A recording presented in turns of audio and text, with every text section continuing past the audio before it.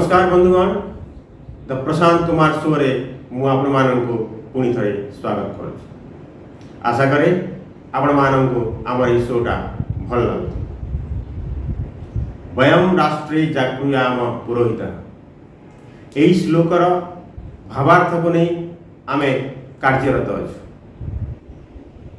पूर अर्थ राष्ट्र हित पाई देश को जागृत रखापी आमर सदिच्छा। बंधुगण वर्तमान देश रे निर्वाचन सरगरम आरंभ हो जाए। विभिन्न राजनैतिक दल प्रार्थी तथा राजनैतिक दल वर्तमान सक्रिय होवार देखा दे। से परिप्रेक्षी आमर आज एपिसोड बंधुगण मु आपण मानक ये चेताई देवाई चाहे जे आपण मैंने जो गोटे सार्ट खरीद कर गोटे पैंट खरीद कर केते चिंता कर निज गोटे कार खरीद कर निज गोटे घर तैयारी कर प्रकार प्लानिंग और चिंता कर। बंधुगण आपण मैंने भोटर एवं आपण मैंने वर्तमान देश को शासन करने आपण मानकर प्रतिनिधि मानक निर्वाचित करने को जाउछन्ति। बंधुगण ये निर्वाचित सांसद एवं विधायक माने आपण मानकर देशर भविष्य एवं वर्तमान को नहीं कार्य करेंगे। बंधुगण आपण मानक मोर अनुरोध भोट देवा समय जाति धर्म वर्ण संप्रदाय उपरे उठी एवं कौनसी प्रलोभन रे न पड़ी एभली व्यक्ति मानक चयन करंतु जे माने उच्च शिक्षित दक्ष एवं पारदर्शी होइथिबे। मो मतरे जो प्रार्थी माने एभली हेबा कथा जो माने सांविधानिक एवं मौलिक अधिकार उपरे दक्षता रखिजंती। बंधुगण गणतंत्र नागरिक मानकर मौलिक अधिकार अच्छी प्रश्न करवा। जो माने आज प्रार्थी हेबाक जाउचंती जो माने प्रार्थी होई विजयी हेबे से प्रश्न करवा से माने तांकर निर्वाचन मंडल में कौन करेंगे देश में से लक्ष्य कौन कि भाव से माने समाज सेवा करेंगे। यही परिप्रेक्षी आम गण अच्छी आमर अतिथि सुप्रीम कोर्टर आईनजीवी समाजसेवी भारतीय जनता पार्टी युव चेहरा धर्मगढ़ निर्वाचन मंडली आशायी प्रार्थी श्रीजुक्त संजीव जोशी। श्रीजुक्त संजीव जोशी द प्रशांत कुमार शो रे मु आपन आज स्वागत करुछि। आपण जने सफल आईनजीवी भाव में दिल्ली रे कार्यरत थे। दीर्घ 25 वर्ष पर आपण कहीं कलाहांडी को आसी सक्रिय राजनीति में जोग देवाई मन बढ़ाई। प्रशांत भाई देखु मु आज भी वकिलाती करुछि। वकिलाती करने बाद रे मोर गोटे इच्छा सोशल सर्विस करवा दिल्ली रे भी सोशल सर्विस करी आस्थिली वकिलाती संगे संगे। किंतु मोर गोटे सब बेले मु भाबुଥିଲି कि केमती मोर जन्म माटी रे जो मु जन्म होइछि सेही जगह रे लोकंकर सेवा करि परिबी समाज रो सेवा करि परिबी एवं या संगे संगे जो लोकंकर जो मौलिक अधिकार लोक वंचित होचंती बहुत गुड़ाए असुविधार सम्मुखीन होचंती सेही असुविधा केमती न हेबो एवं मोर जो ज्ञान अर्जन करिछि मु वकिलाती रे ये आईन अध्ययन करिकी ताहा कि परि मोर जन्म माटी रे मु तार विनियोग करि परिबी लोकंकर काम रे केमती आसी परिबी सेटा मोर इच्छा थिला। आ सेति पई मो विभिन्न दिगरे कलाहांडी रे काम करिबा आरंभ कली एवं मुख्यतः आपण जानिथिबे स्वास्थ्य सुविधा उपरे मो काम करूछि। एति पई मो कोर्ट रो माध्यम रे भी पीआईएल करी मु करि आसुछि आज ଏବଂ ଏହା ବାଦରେ ବି ଅନ୍ୟ ଦିଗ ଗୁଡ଼ାକ ଅଛି ଏବଂ ଚାଲିଛି। ଆଉ ଆପଣ ଯେହେତୁ ପଚାରୁଛନ୍ତି ରାଜନୀତିରେ ଆସିବାର ଉଦ୍ଦେଶ୍ୟ, ରାଜନୀତି ବି ଗୋଟିଏ ହିସାବରେ ଆପଣ ଦେଖିବେ ଗୋଟେ ସୋସିଆଲ ସର୍ଭିସ। ଆଉ ମୋର ସୋସିଆଲ ସର୍ଭିସରେ ମୁଁ ଯେତେବେଳେ କରି ଆସୁଥିଲି এই ସମୟରେ ବହୁତ ଗୁଡ଼ାଏ ଅସୁବିଧାର ସମ୍ମୁଖୀନ ହେବାକୁ ପଡ଼ିଲା ଏବଂ ସାମାଜିକ କାମ କରିବା ଏତେ ସହଜକର ନୁହେଁ। ଏହା କରିବାରେ ବହୁତ ବାଧାବିଘ୍ନ ଆସେ। ମୋର ପର୍ସନାଲ ଫିଲିଂ ହେଲା, ମୁଁ ନିଜେ ଭାବିଲି କି ଏଇ ଯେଉଁ ସୋସିଆଲ କାମ ମୁଁ ଛାଡ଼ିବିନି, କିନ୍ତୁ ଏହାକୁ ଆଉ ଆଗକୁ ବଢ଼ାଇବା ପାଇଁ ମୋତେ ରାଜନୀତିକୁ ଆସିବାକୁ ପଡ଼ିବ। ରାଜନୀତି ଆସିଲେ ମୋତେ ବଳ ଆହୁରି ଅଧିକ ବଳ ଦେବ ଏବଂ ମୋର ଯେଉଁ କାର୍ଯ୍ୟଶୈଳୀ ଅଛି ତାକୁ ଦ୍ୱିଗୁଣିତ କରିବ। ସେଥିପାଇଁ ମୁଁ ରାଜନୀତିକୁ ଚୟନ କଲି। ବହୁତ ସୁନ୍ଦର, ଧନ୍ୟବାଦ। ସିଦ୍ଧ ଯୋଶୀ ଭାରତୀୟ ଜନତା ପାର୍ଟି ତରଫରୁ ଧର୍ମଗଡ଼ ନିର୍ବାଚନ ମଣ୍ଡଳୀରୁ ଆପଣ ଜଣେ ଆଶାୟୀ ପ୍ରାର୍ଥୀ ହେଲେ ଧର୍ମଗଡ଼ ଉପଖଣ୍ଡର କେଉଁ କେଉଁ ସମସ୍ୟାକୁ ଆପଣ ଚିହ୍ନିତ କରିଛନ୍ତି? ପ୍ରଶାନ୍ତ ଭାଇ, ଧର୍ମଗଡ଼ ନିର୍ବାଚନ ମଣ୍ଡଳୀ ଅଞ୍ଚଳରେ ବିଭିନ୍ନ ସମସ୍ୟା ଅଛି। ସେ ଭିତରୁ ଶିକ୍ଷା, ସ୍ୱାସ୍ଥ୍ୟ, ଆପଣ ବେକାରୀ ସମସ୍ୟା, ଅନଏମ୍ପ୍ଲୟମେଣ୍ଟ ପ୍ରୋବ୍ଲେମ, କୃଷି ଏବଂ ଶିଳ୍ପ। ତ ପ୍ରଥମେ ହେଲା ଶିକ୍ଷା। ଆପଣ ଯଦି ଦେଖିବେ ଶିକ୍ଷା କ୍ଷେତ୍ରରେ ଆଜି ହାୟର ଇନଷ୍ଟିଟ୍ୟୁସନ ନାହିଁ, ଉଚ୍ଚ ଶିକ୍ଷା ପାଇଁ କିଛି ସୁବିଧା ନାହିଁ ଧର୍ମଗଡ଼ରେ। ଏବଂ ବହୁତ ଦେଖିବେ ଆପଣ ये ଯେଉଁ ପ୍ରଫେସନାଲ କୋର୍ସେସ୍ ପାଇଁ କିଛି ଇନଷ୍ଟିଟ୍ୟୁସନ ନାହିଁ, ସ୍କିଲ୍ ଲେବର ବାହାରି ପାରୁନାହାନ୍ତି, ଅନସ୍କିଲ୍ ଲେବର ରହୁଛନ୍ତି, ଦଦାମ କଟିବା ପାଇଁ ଯାଉଛନ୍ତି, ସେଠି ଯାଇକି ସେ କୁଲି ମଜୁରିଆ କାମ କରୁଛନ୍ତି। ସେମିତି ଯଦି ଆପଣ ଦେଖିବେ 5T ସ୍କୁଲ ଅଛି, ଆଜି 5T ସ୍କୁଲ ବହୁତ ଜାଗାରେ ଅଛି। 5T ସ୍କୁଲଟା ହାୟର ଲେଭେଲରେ ଅଛି। ଯେଉଁ ଗ୍ରାଉଣ୍ଡ ଲେବଲ ଯେଉଁ ପ୍ରାଇମେରୀ ସ୍କୁଲ ଗୁଡ଼ାକ ସେଠି 5T ନାହିଁ। ଆଜି ଡ୍ରପ୍ ଆଉଟ୍ ହାର ବଢ଼ିବାକୁ ଯାଉଛି ଦିନକୁ ଦିନ। ତ ପିଲା ସୁବିଧା ନ ପାଇଲେ ସ୍କୁଲ ଆସିବେନି। ସେମିତି ଆପଣ ଯଦି ଦେଖିବେ ସ୍ୱାସ୍ଥ୍ୟ କ୍ଷେତ୍ରରେ ସ୍ୱାସ୍ଥ୍ୟ ସୁବିଧା କିଛି ନାହିଁ। ଧର୍ମଗଡ଼ରେ ଧର୍ମଗଡ଼ ଉପଖଣ୍ଡ ହସ୍ପିଟାଲ ଅଛି, ସେଠି ଦେଖିବେ ପଦ ବି ଖାଲି ପଡ଼ିଛି, ସ୍ପେଶାଲିଷ୍ଟ ନାହାନ୍ତି, MBBS ଡକ୍ଟର ନାହାନ୍ତି, ଆପଣଙ୍କର ନର୍ସିଂ ଷ୍ଟାଫର କମି ଅଛି, ଟେକ୍ନିସିଆନର କମି, ମେସିନାରୀର ମେସିନାରୀ ସବୁ ମେସିନାରୀ ନାହିଁ, ଲୋକ ଉପଯୁକ୍ତ ସ୍ୱାସ୍ଥ୍ୟ ସୁବିଧା ପାଇପାରୁନାହାନ୍ତି। ଏହା ବାଦରେ ଆପଣ ଜାଣିଥିବେ ଏଇ ଯେଉଁ ହେଲ୍ଥ ସିଷ୍ଟମକୁ ନେଇକି, ସ୍ୱାସ୍ଥ୍ୟ ସୁବିଧାକୁ ନେଇ ମୋ ମାନ୍ୟବର ଉଚ୍ଚତମ ନ୍ୟାୟାଳୟ ଓଡ଼ିଶାରେ ଗୋଟେ PIL ଦାଖଲ କରିଛି। ସେଇଟା ଏବେ ବିଚାରାଧୀନ ଅଛି। ସମୟ ସମୟରେ ଆମେ ବହୁତ ଅର୍ଡର ବି ନେଇ ସାରିଛୁ, କିଛି ପଦ ବି ପୂରଣ ହେଇଛି ଏବଂ ଆଗକୁ ବି ଏ ଚାଲିବ। ଏହା ବାଦରେ ଆପଣ ଶିଳ୍ପ କ୍ଷେତ୍ର ଦେଖିବେ, ଶିଳ୍ପ କ୍ଷେତ୍ରରେ ଶିଳ୍ପାନୁଷ୍ଠାନ ନାହିଁ। ସେଠି ଲୋକ ମୁଖ୍ୟତଃ ଏଇ ଅଞ୍ଚଳରେ ଚାଷ ଉପରେ ନିର୍ଭର କରନ୍ତି, ଧାନ ଚାଷ। ଚାଷୀଙ୍କର ସମସ୍ୟା କହିଲେ ନ ସରେ।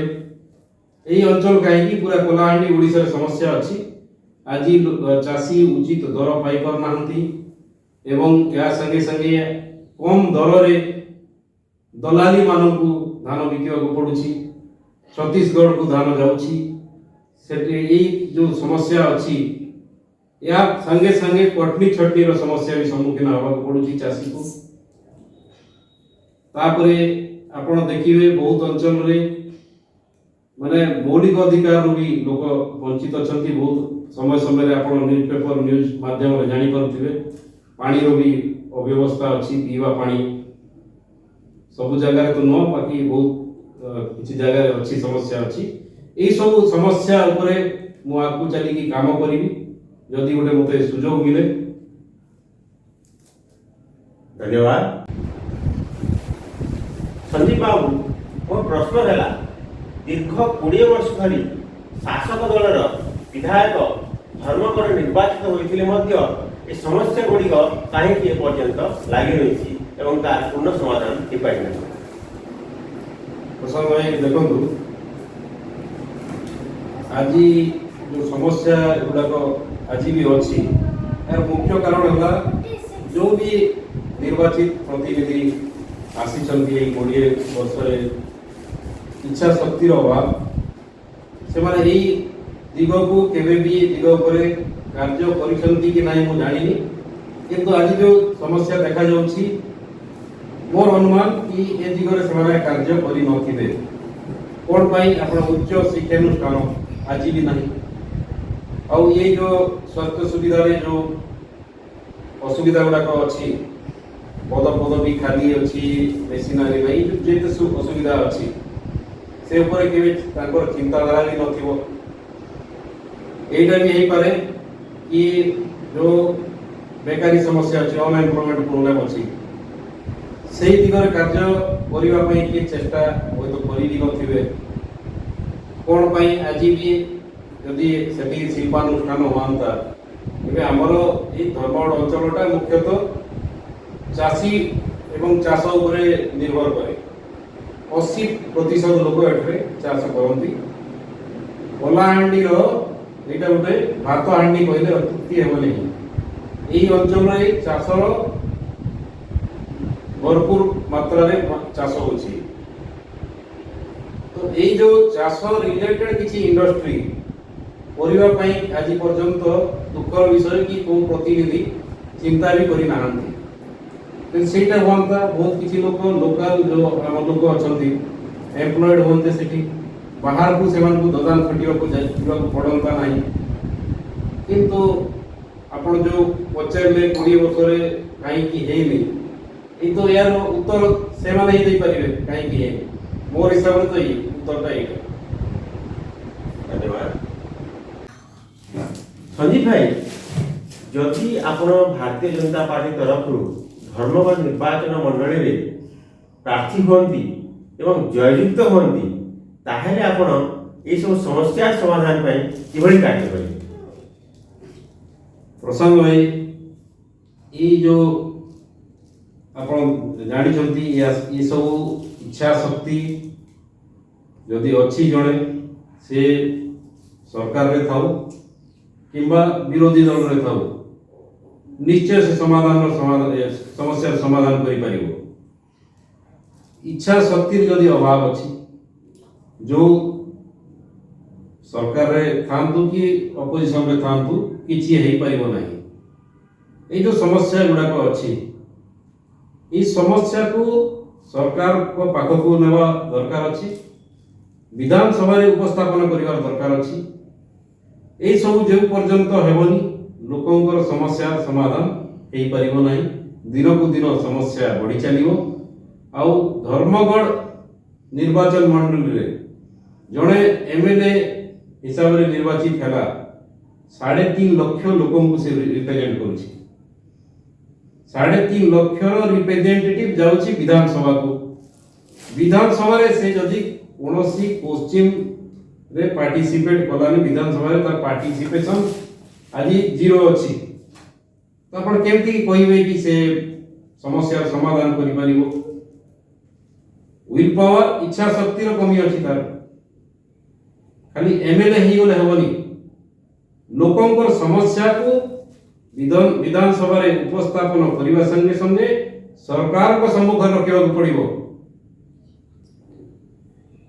बहुत सुंदर उत्तर देले आपण संजीव भाई आउ सबुठ मूल रही इच्छा शक्ति जदि आपण सरकार विधायक थांतु कि विपक्ष थांतु तेज आप इच्छा शक्ति बल सरकार पाखर उपस्थापन कले जेको सरकार निश्चय समाधान बाट बाहर करेंगे संजीव भाई ये जो मुख्य समस्या रही बाद जो स्थानीय समस्या गुड़िक रही सेगुड़ा एमएलए मान द्वारा अणदेखाई रही जाऊँगी सेगुड़ा समाधान करने कि पदक्षेप ने प्रसन्न भाई देखु जेकोसी भी एमएलए को मुख्यतः जो स्थानीय समस्या गुड़ाक रोची जोटा भी तांकर दृष्टिगोचर है तार समस्यार माध्यम बाहर करने निहाती दरकार अच्छी ଲୋକଙ୍କ ସାଙ୍ଗରେ ଯୋଡ଼ିକି ରହିବା, ଲୋକଙ୍କର ସମସ୍ୟା ସମାଧାନ କରିବା, ଏଇଟା ଗୋଟେ ଜନପ୍ରତିନିଧିର ମୁଖ୍ୟ କର୍ତ୍ତବ୍ୟ। ମୁଁ ଯୋଉ ଭାବୁଛି ପ୍ରତି ବ୍ଲକରେ ଗୋଟେ MLA ଜନଶୁଣାଣି କେନ୍ଦ୍ର ହେବ। ଧର୍ମଗଡ଼ ନିର୍ବାଚନ ମଣ୍ଡଳୀରେ 3ଟା ମୁଖ୍ୟ ବ୍ଲକ ରହିଛି। Dharmagarh block, Dharmagarh MSC, Koksara block, Kalampur block ଆଉ ଜୟପାଟନା ଅଞ୍ଚଳର ବ୍ଲକର 2ଟା ପଞ୍ଚାୟତ ରହିଛି। ଏହି ସବୁ ସ୍ଥାନ ମାନଙ୍କରେ ଗୋଟିଏ ଗୋଟିଏ MLA ଜନଶୁଣାଣି କେନ୍ଦ୍ର ହେବ। ଲୋକଙ୍କର ଯେତେ ସମସ୍ୟା ଅଛି ମାସର ଗୋଟେ ଦିନ ଧାର୍ଯ୍ୟ ହେବ, ସେଇ ଦିନରେ ଜନଶୁଣାଣି ହେବ। କୌଣସି ବି ସମସ୍ୟା ଥାଉ, କୋଉ ବି ଅଫିସ ହେଇଥାଉ, କୋଉ ସମସ୍ୟା ବି ହେଇଥାଉ, ତାର ସମାଧାନର ମାଧ୍ୟମ ବାହାର କରାଯିବ, ସମାଧାନ କରାଯିବ ଏବଂ ଲୋକଙ୍କର ସମସ୍ୟା ହେଲା ମୁଖ୍ୟ ସମସ୍ୟା। ଆଉ ଜଣେ ଜନପ୍ରତିନିଧି ଭାବରେ ଏହା ସମସ୍ତଙ୍କର ଦାୟିତ୍ୱ ରହିବା ଦରକାର। କାଲି ଯଦି ମୋତେ ଏହି ସୁଯୋଗ ମିଳେ, ମୁଁ ଏହି ହିସାବରେ କାର୍ଯ୍ୟ କରିବି। ପ୍ରତି ଲୋକଙ୍କର ସମସ୍ୟାର ସମାଧାନ କରିବାର ରାସ୍ତା ବାହାର କରିବି ଏବଂ ଯେଉଁ ପର୍ଯ୍ୟନ୍ତ ସମାଧାନ ନ ହେବ ସେହି ପର୍ଯ୍ୟନ୍ତ ମୁଁ ଲାଗି ରହିଥିବି।